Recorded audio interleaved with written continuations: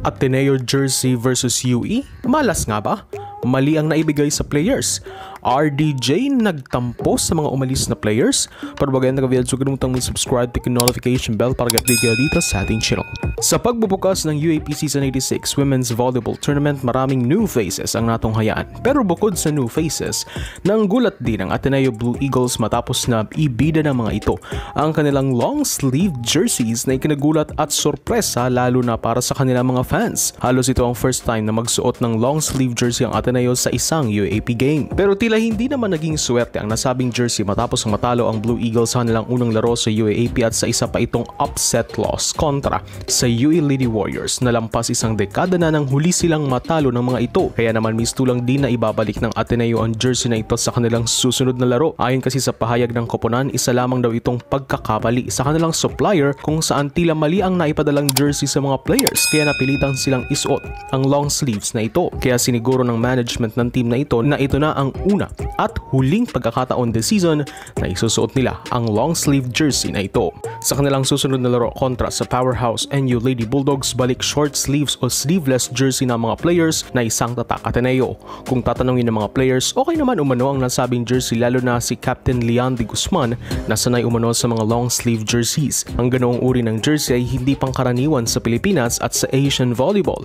Mas nakikita itong isuot sa international volleyball scene tulad na lamang sa US NCAA volleyball kung saan lahat ng mga teams doon ay nagsusuot ng long sleeve jerseys. Ayon sa Pinoy fans, baka umano madulas ang jersey na ito kaya maraming shank passes ang Ateneo kontra sa UE. Binigyan ng UAP ng 1 week ang team na magpalit ng kanilang official wear sa bawat laro. Samantala sa sumunod na laro, dinespatsa nga ng reigning champs DLSU Lady Spikers ang Adamson Lady Falcons upang buksan ang kanilang title defense campaign sa UAP. At sa pambihirang pagkakataon, nagpa-interview sa media si legendary coach Ramil De Jesus matapos ng laro na tila isang milagro para sa mga miyembro ng press.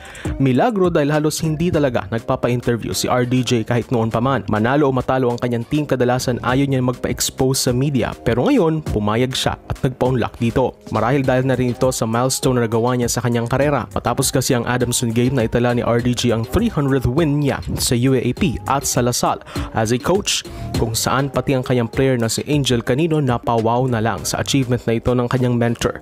Pero super proud siya dahil at least naging bahagi siya sa milestone na ito ni RDJ. Pero kung tatanungin ng legendary coach, hindi niya naman binibilang ang mga panalo niya pero idiniin niya rin na hindi naman ito ang gusto niyang maalala sa kanya ng tao, kundi gusto niyang maalala siya bilang isang coach na may disiplina ang players, maayos ang pananamit at isang mabusising mentor.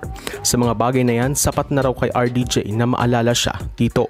Naniniwala kasi siya na kapag naisapuso ng mga players ang disiplina at mga naituro niya, dala-dala niya ito ng player kahit saan ito magpunta at doon bilang isang coach mapaproud siya dahil ito ay magre-reflect sa kanya bilang mentor ng mga ito. Nang matanong naman patungkol sa mga players na umalis sa Lasal at napunta sa pro, misto lang may kaunting hinanakit at pagtatampo ang legendary tactician para sa ilang players nito.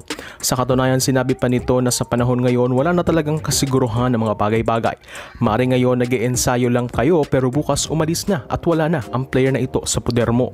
Sa linya ni RDJ, hindi mo na alam hanggang kailan ka sasamahan ng bata. Dito mukhang talagang mahirap ito sa kanyang sitwasyon at sa transition nito sa bagong team ng Lady Spikers. But again, congratulations Coach RDJ. Siguro at for support this channel, please subscribe, notification bell to be updated on my coming videos.